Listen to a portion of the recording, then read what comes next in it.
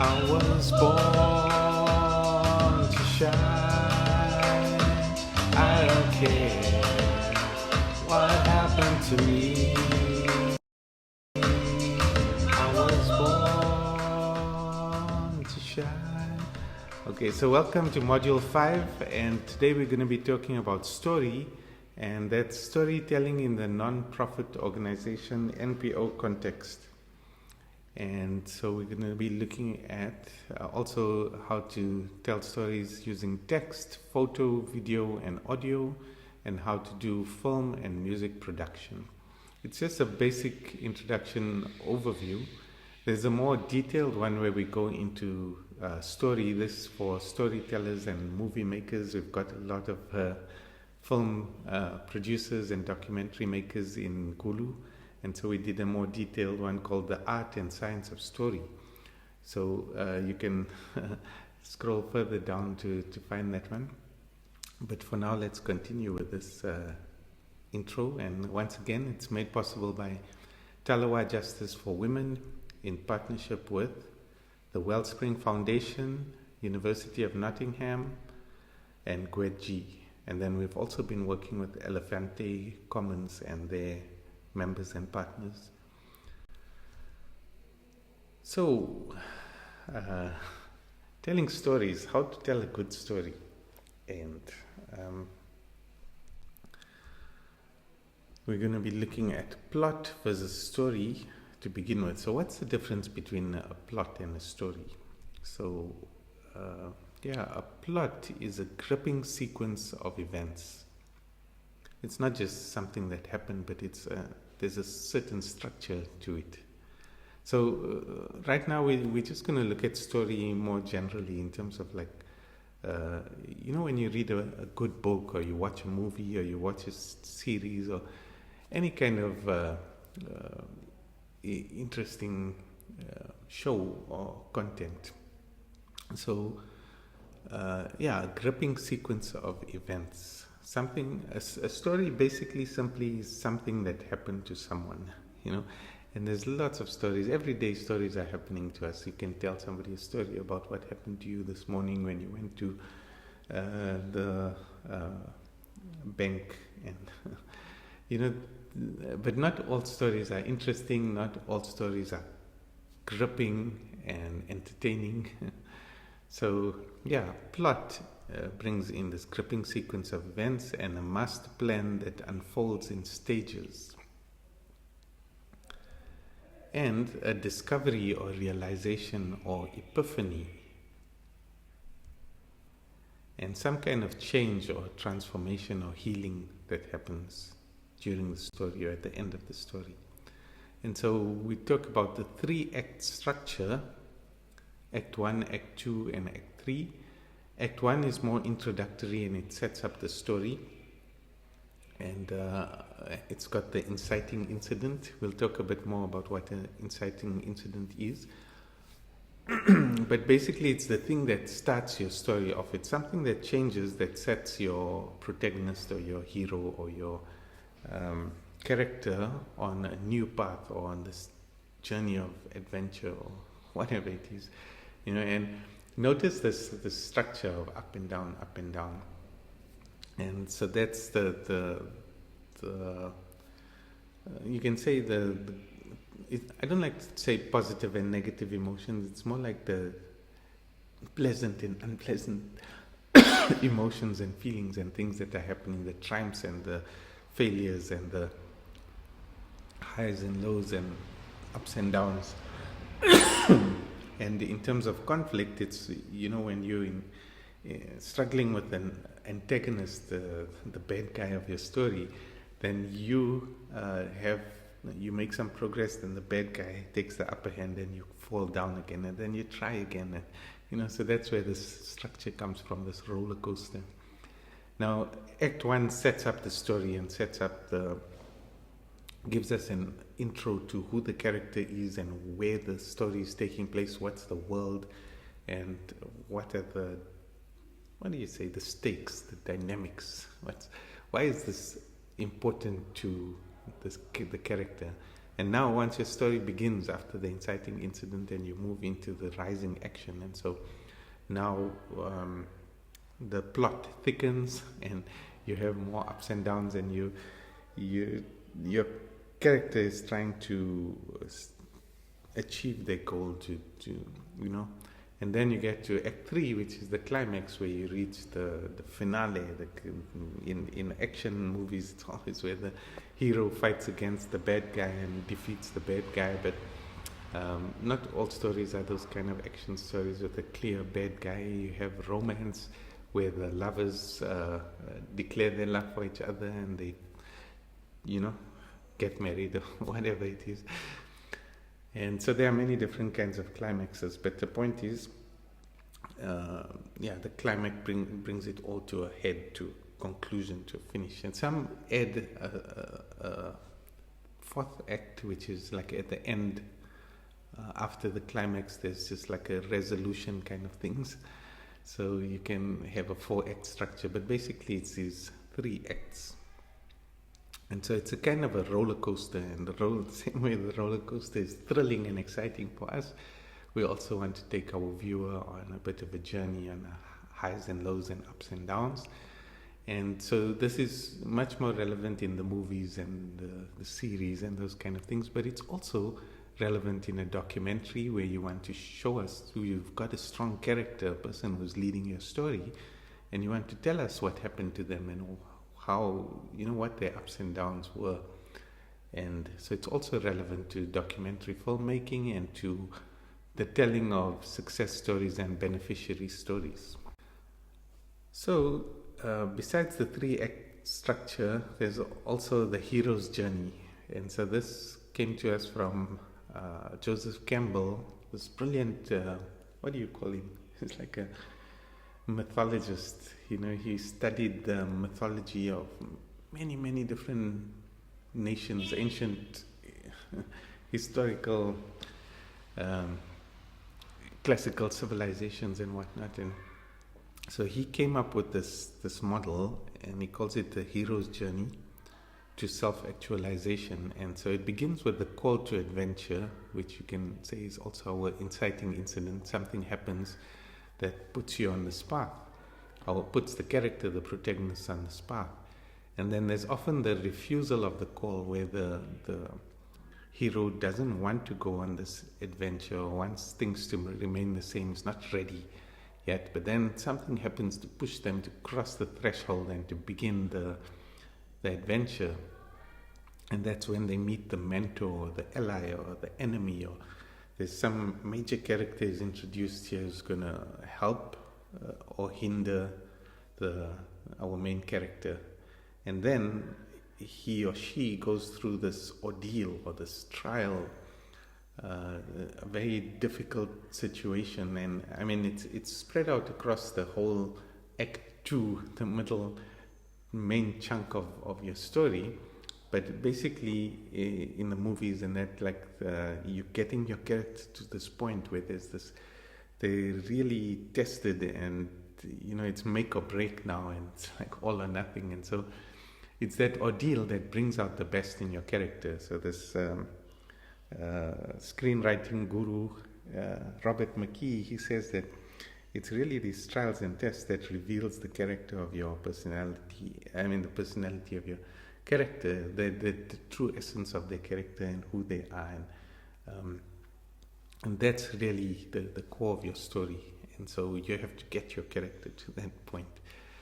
And so that's relevant to movies again, and to series and those kind of entertaining genre. But in documentary and that, we're telling a true story, not a fictional story. And so you have to reveal the actual ordeal that the person went through, the lows, the highs and the lows. And so you have to show us what was their low point, what happened, what was so bad, and how did your project or program help them to turn things around. And so that's where we get to the next part, which is the growth and the return. So in the movies, the climax happened, that the character grows and realizes something and takes the vital action and defeats the bad guy and completes the cycle and returns back home, but is now changed, is a different person. And so that's this beautiful model, the hero's journey that comes from mythology, and but it's also relevant, and a lot of people use it to develop their stories and their plot. And so when I was a kid, one of my favorite shows was MacGyver. Every Friday evening at 8 p.m. we had to be in front of the TV, because it's not like nowadays you go on Netflix and you can watch whatever you want to whenever you want to. If you miss MacGyver, you miss it, unless someone's there pressing the record on the VHR. But anyways, there's like tin tin tin tin tin tin tin tin tin tin tin tin tin tin tin tin tin. So MacGyver was this hero, but not a hero. He was like a scientific kind of nice guy, and just moving around. They send him to different places, different countries, to help people in need, like people being exploited by bad guys or gangs or corporations or evil, corrupt governments or whatever it is. And he uses his intelligence, his knowledge of technology and science to solve problems. And he never liked guns, and he never liked weapons, and that he always used his smarts to overcome the bad guys. So this MacGyver really had a profound influence over me and my ambitions in life, my aspirations, and my beliefs also, like the kind of things I value. And so there's really a lot of power in story and series and movies and all of these things. And Superman, of course.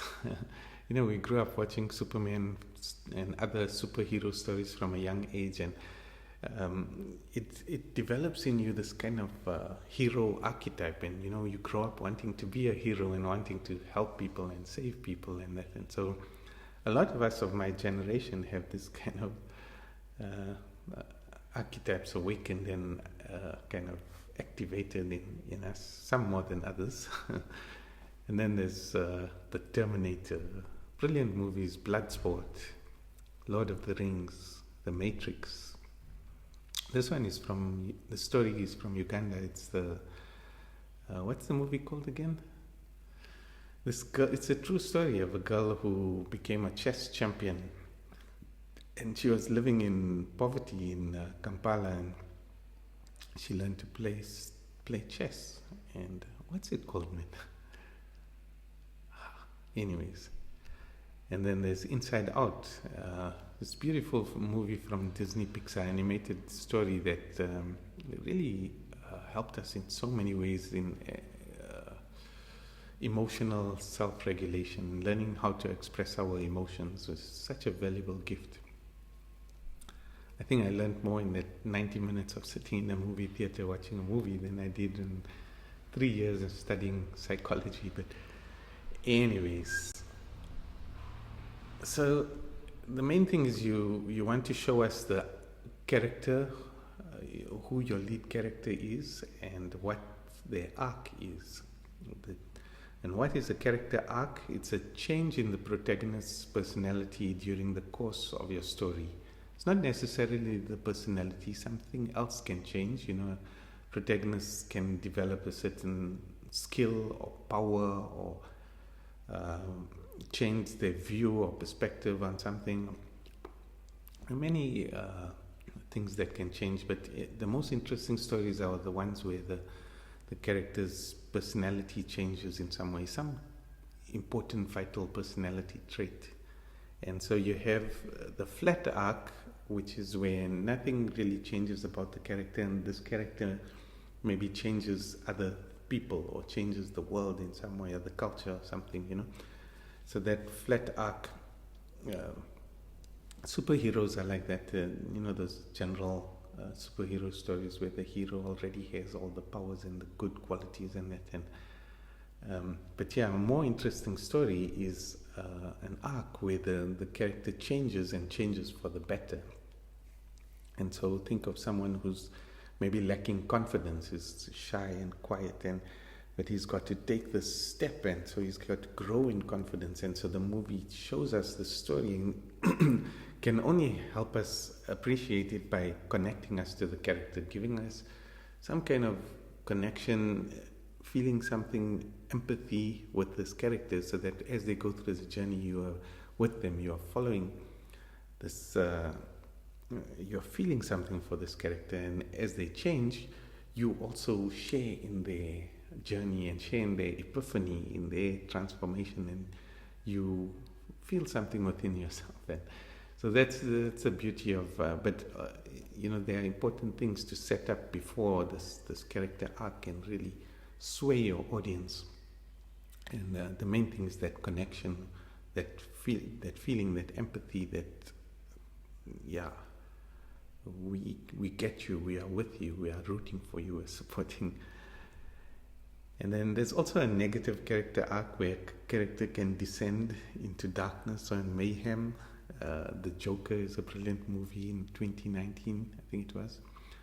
But the character arc is not necessarily just a straight line. It's a roller coaster. It's an up and down thing, and that's So something can change in the character's abilities, in their potential, in their personality, the problems that they are facing, and in their suffering. And when you're documenting an event, you want to keep track of the people, you want to show something, you want to connect your audience to the people, to the character in your story, and also you want to give a sense of place, and you want to have some action. If your thing is too boring, then if you think of a movie, movies have to have action, and they have to have drama and tension and conflict. And so a documentary, you don't necessarily have all those things, but you have to find it, and you have to kind of bring it out, so that there's the conflicts that are, whether they're inner conflicts, internal or external conflicts, you have to bring those things up to the surface, so that you can make your documentary or your story, your non-profit story, more interesting and more exciting. And then also to share different perspectives, and not just have the one perspective of one character. There's also other people to interview, people who know your main character or protagonist, people, friends and family, or teachers, or the people from your organization who worked with that person. There are many different perspectives to tap into. And then there are also different moments, pivotal moments, like, there's a time in the story where this person realizes something, or something changes, or so you got to bring now we're shifting from like your movies and your series and that to telling a documentary story, a real true life story.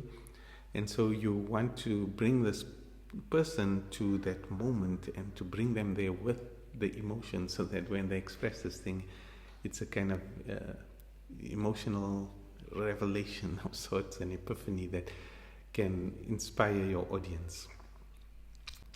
So just going back to this overview kind of all the relationships, all the connections that your organization has. And storytelling is going to be so important to each of them, but mainly with these three, the individuals that you are trying to reach on social media, and family and friends, and all these people that you want to tell your story, show your story to.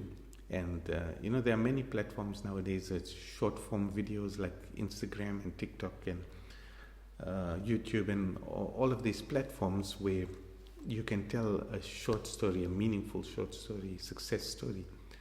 But also it's relevant to your donors who want to know, what did you do with the money we gave you?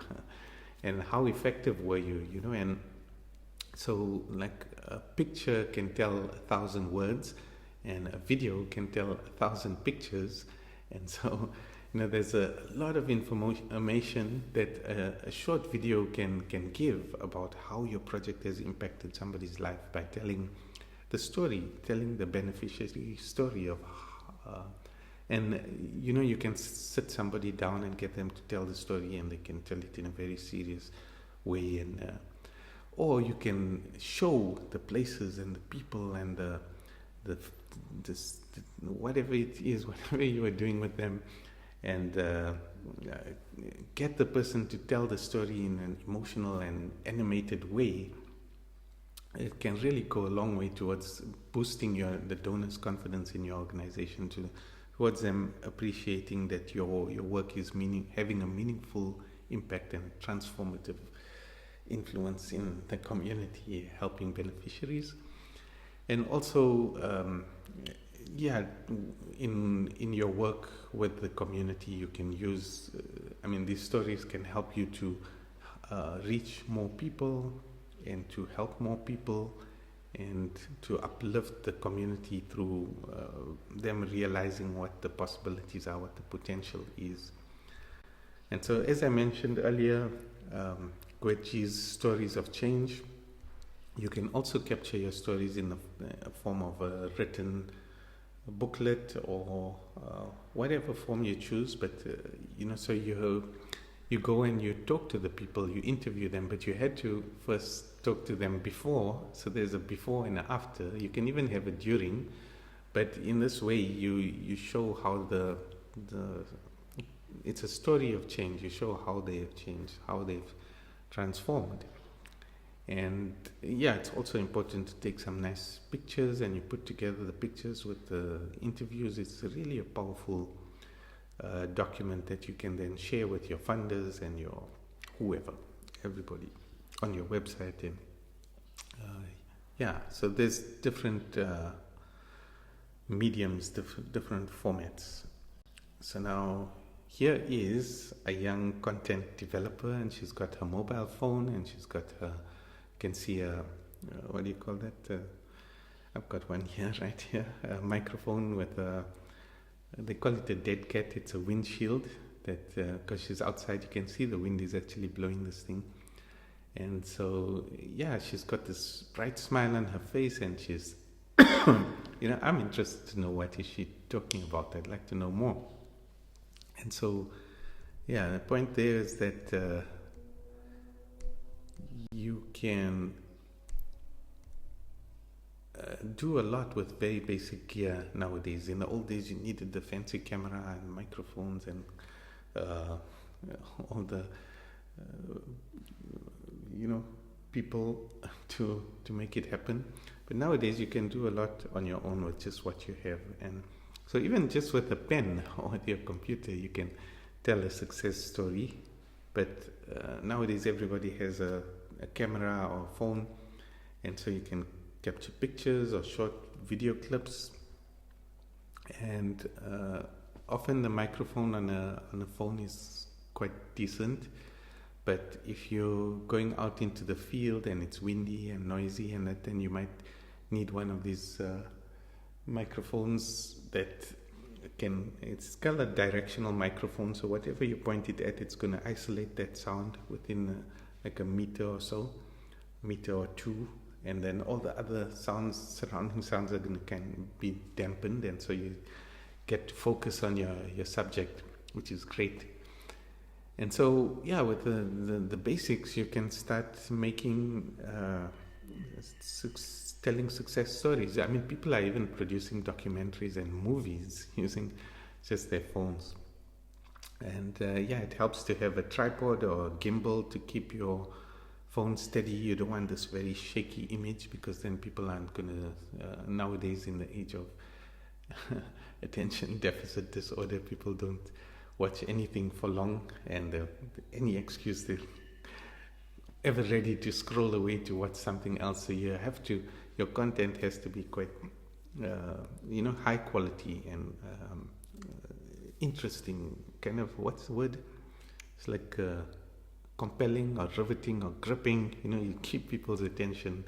And that's the challenge of media production, content production. And yeah, some kind of editing software. Nowadays, there's lots of options. Even on your mobile phone, you can have CapCut or UCut or uh, KineMaster, or even Instagram's got a free one. It's called Edits. And Edits is really good. It's just lacking a few more detailed functions, but for most simple videos, you can use Edits, and it's free and it's excellent. And yeah, but some of the others you have to pay for. CapCut is quite expensive. It's got really great tools, but yeah, if you prefer to edit on your computer, you can have Adobe Premiere Pro, and that also you have to pay for. But there's lots of free editing software also. So yeah, don't let that stop you. Which one would I recommend? I would recommend Edits for simple editing, UCut for moderate, medium kind of editing projects. UCut is also kind of free. You get the paid version, but the free version you have to watch some ads to get the stuff. But yeah, there's also LumaFusion. Anyways, you can research and find the one that you like. And then you can also have a dictaphone. You can capture audio on your phone as well, but sometimes phone memory gets full, and it's useful to have a separate device for stuff. So you might want a separate camera for your recording and a dictaphone. It's just a little device for capturing voices, people speaking. Excuse me.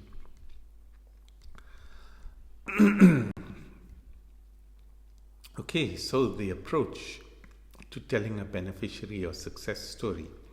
And the first thing is to build the relationship and trust. So before you just whip out your camera and you start asking questions and things, you first want to build the relationship and ensure that the person trusts you before you start asking all the questions. It's going to help in many different ways.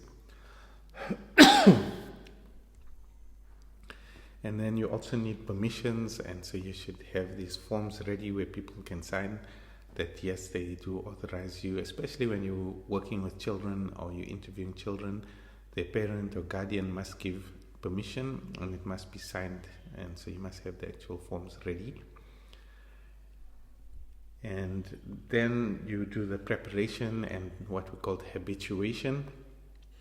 And so not everybody is just camera ready. Like many of us are very camera shy, and as soon as the camera is pointed at us, we freeze, or we don't know what to say, or we become different or act weird, or so yeah, you got to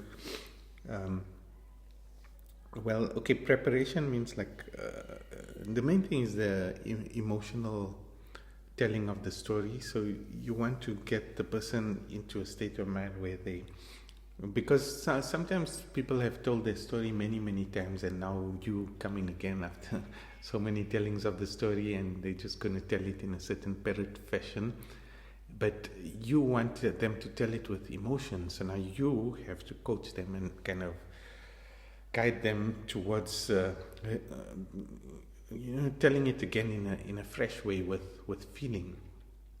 And so you want to prepare them for that. And there's also preparation in terms of the environment and the place where you're going to be, where you're going to sit, to the lighting, the time of day. All of these things are very important. And habituation means getting the person ready to, used to all the equipment, like whether you're pointing a microphone at them and a camera or even a mobile phone. It can be quite daunting for many of us. So if you do a bit of recording, and while you're recording, you make some jokes and you get them to loosen up a bit, and then you show them the video, and then they feel more comfortable, and then you'll get a sense of when the person is ready, and then that's when it's time to start with the actual thing. And so the point is just to decrease the tension and get people to feel more relaxed about being on camera, more themselves. That's what you want to capture. You want to capture the person as they are, And so if they are a nervous and anxious person and that's part of your story, then don't try to get rid of that. That's what you want to capture and show. If that's who they are, their real personality, But if they are not being themselves, then you got to hold on a bit. Like what can we do to make you feel relaxed and make you feel like you can be yourself? So yeah, I spent some time talking about it because it's important. Like a lot of times people just jump in and start recording, but all of these things you got to first do before you get to the recording stage. And so sometimes you might want to plan your story in terms of a storyboard or a beat board. And, so when people are making movies or doing a play, or even documentary filmmakers do this.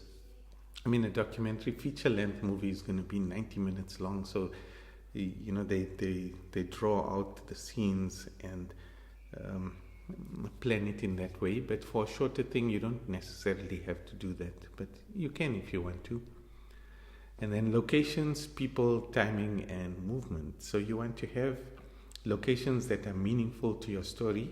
And so we're talking about a beneficiary success story. So if it has something to do with the home setting, then of course you want to start at home. If like the inside of their home reveals something about their story, whether you're talking about poverty and or the surroundings, maybe it's a hut, a very basic hut, and or maybe the school has something to do with the story, so you arrange with the school principal, the teacher, and make all the necessary permissions and everything, because that's an important location to show in your story. And also in the location you want to show B-roll, so not only focusing on your character in the location, but also some other little snippets and pieces that are important, that give you a sense of place and a sense of culture and other kinds of things. So they are besides the locations that are interesting, relevant, important, significant to your story, there are also locations that look nice, that are good to film in. So you want to find some nice locations that have a place where your character, your person can sit, and then have like a nice backdrop behind them, so that the backdrop is kind of blurry and the person in the foreground is, it looks really nice when you can achieve that kind of look. And you can do that also in your home setting or in your school setting or wherever it is. And then you want to include people who are relevant and significant to your story. So anybody who's got an interesting perspective or who played a significant role in the story, in the project, in the program, you want to interview them and bring them in.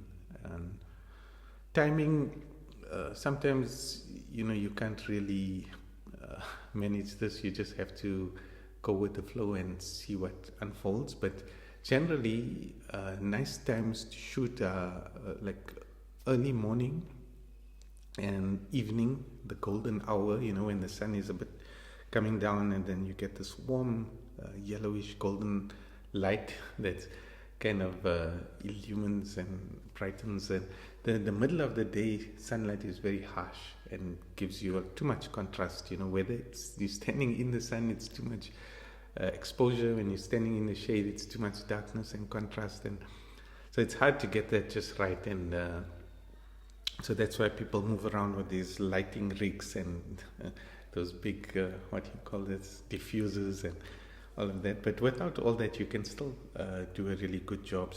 But you just have to be conscious of the timing and the lighting and all of that, and find a location where you get that nice balance. And then movement also, I think I put this to say that there must be a sense of movement. Everything mustn't be static and just sitting and talking. You film your character moving from one place to another place, or doing something, or interacting with people, and those segments you can overlay while your character is doing the interview and talking, because if you have these long talking sequences, it can get boring and people can tune out. But if they're talking and then you have these B-roll items that show location, you have these B-roll items that show movement and interaction and all of that, it makes it more interesting and keeps people's attention for longer. And yeah, I mentioned this already, emotions and turning points. So yeah, it's very important to coach the person to bring the emotions back into the story and to guide them in the questions that you ask to lead them to these turning points with emotion. So they're going to express that thing that happened through your project, through your intervention. Well, first you're going to have the low point, which is before, how things were. We didn't have money, we were hungry, or my child was sick, or whatever that low point was. You want to express that with emotion as well. And then you want to get to the high point where you help them and things change and they were happy, and now you want to you want to show this change, this transformation. And so you got to set that up in your preparation and all of that. And then then you can start recording. So yeah, it's a bit of a process, but yeah, locations, there's a nice image of a drone. So nowadays it's very cheap, the way you can have these really beautiful images from high up, setting the landscape. And before, it was only in very expensive movies where they could have that thing. But yeah, where should we record? I've already talked about this. At home, but you can be at home inside, or you can be at home in the garden, you can be in the field. In the field, I don't mean like just in the open field. I mean, like in terms of non-profit work, they call it the field, which is where we do our work, where we help our beneficiaries or what have you. And then there's in the office, so sometimes the non-profit organization office, you want to give people a sense of where you're based and who your staff are and what you're doing, and any other significant locations. And good clips. The secret to getting good clips, number one, is steady hands. So try to keep, if you're using your hands, try to keep as steady as you can, so you don't have these shaky images, which is really terrible to watch. If you have a gimbal, that's great. It's going to take care of that steadiness for you. Sometimes these softwares and these cameras and phones have a stabilization effect. You can enable that. And then good lighting. I've already talked about lighting, whether you're indoors or outdoors. Indoors, there's things you can do. You can shine a light, you can shine a torch, put a diffuser and what have you, and improve the lighting on your subject. If you're outdoors, it can be more challenging, but by choosing a good spot, you can work around the ambient lighting. But yeah, it's important to check these things before you get started, because later it's very hard to change. There's a certain amount of thing you can do in editing, but a really bad lighting situation is not going to be improvable. And then nice background, I've already talked about that. You can in your location, there are many different spots you can choose, and if you choose a place that's too busy, there's too many things around, and then the audience, the viewer's eye is going to move, and they're not going to focus on the character and what the person is saying. In many, it's been proven that people focus much better when they are able to see the mouth, the person speaking. And so choose a less cluttered background and environment. But if that clutter is important to your story, then of course bring it in. It's not always about a nice, beautiful backdrop. It's your story comes first, and the aesthetics comes next. Okay, noise and wind. Sometimes noise is inevitable and you can't do anything about it. Then you have to minimize the noise. Same with wind. But other times, if you just wait 10 minutes, the noise will stop and then you can continue. Or maybe there's a car passing, or there's a plane flying overhead, or whatever it is. Just be aware of those things and make sure you minimize the amount of noise. And for wind, you can get a windshield. There's the foam ones, but the better ones are those furry ones. They call them the dead cats. That completely eliminates the wind noise. Good quality sound is very important. Nowadays, I think, when you're watching YouTube videos and all of these things, people can forgive not top-notch, top quality video. But when the audio is bad and you're struggling to hear what the person is saying, they're not going to watch, they're just going to flick and move. Okay, so B-roll overlay, I've talked about that already. If you're a filmmaker, you know what B-roll is, but if not, it means your main footage is all the interviews and focus on your protagonist, your character, and asking them all the questions and all of that. That's your, let's say, A-roll. Your B-roll is all this other stuff that you're going to capture around that. Just as you're moving along, then you see something interesting over there, you take a few seconds of that, you see this bicycle and it looks, you just want to, sometimes it's a photo, but usually it's just a little bit of video that gives a sense of culture and people and place and location, and sometimes it's relevant to the story, sometimes it's not directly relevant, but the more of these things you have, the more flexibility and freedom you have in your editing phase to make your story even more interesting. But the cool thing about B-roll is that you can always come back and get more B-roll. But A-roll, like that interview and that, it's not so easy to recreate it. You can come back but then, wardrobe has changed and many things have changed. So anyways, that's B-roll overlay. And then good framing, that's about where do you position your character within the screen, within your recording frame. And so if it's an interview, they have to be close enough so that you can see the head and at least like part of the torso. And if you establishing them in the environment, then they can be smaller within the frame that shows the bigger picture.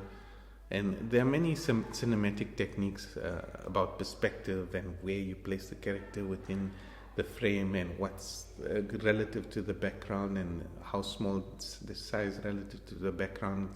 It's all got kind of like an emotional impact and revealing the story. And you don't have to get into all those technicalities. It's interesting, but the important thing is to frame your character well within the bounds of your screen. And then good pacing.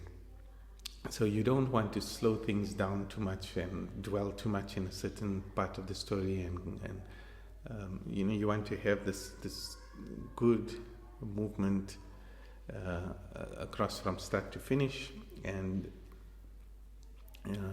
keep things ticking along. Don't get stuck. Don't get stuck in one location and one place for too long. Have some movement in terms of those backgrounds and locations. And if you're stuck in one location for a long time, it's a long answer to a question. Then that's where you bring in your B-roll, and sometimes also some footage or archival stuff you can bring in that you overlay. So if they're talking about the war, then you bring some video footage on the war or whatever it is, that gives some context, so that you're not just watching this one person for several minutes, but you given things that help you to visualize the story even better. Sorry, I spent a long time on that one. Okay, storyboard we talked about a little bit, planning your story. Like I said, you do it for more complex, longer projects, but for shorter ones, you don't necessarily have to go to this detail. It's going to waste a lot of time and energy. And for your storyboard or for planning your story, planning your success story, just to summarize: locations, people, timing, sequence, background. So your sequence in which you unfolding your story is also important. Background, challenges, emotions, change. I've talked enough about emotions and change, but challenges, it's part of that story of like conflict, and people share the difficulties they went through, the struggles. Videos, examples of success stories that other people have done, and the one I showed is from Gulu, Wakabe, and really fun initiative that they have, teaching kids to make their own toys and robotics and stuff. And the other one is I'll show a number of video clips. You can go through it, but I've got a bit of an exercise for you now. Maybe you're familiar with this and you've done it before, but if not, I'd like you to download some kind of video editing software on your phone, CapCut or UCut or whichever one you choose. Maybe get Edits, the Instagram one, and record 5 short video clips and then edit them using the app. Add music, text and captions, and then export and share your video. So it's a simple little exercise that I'd like you to do. And so go ahead and do it and share your experience. Share your video with me. Let's see. I can give you some feedback and some pointers and tips. And thank you. Let me know if this helped you.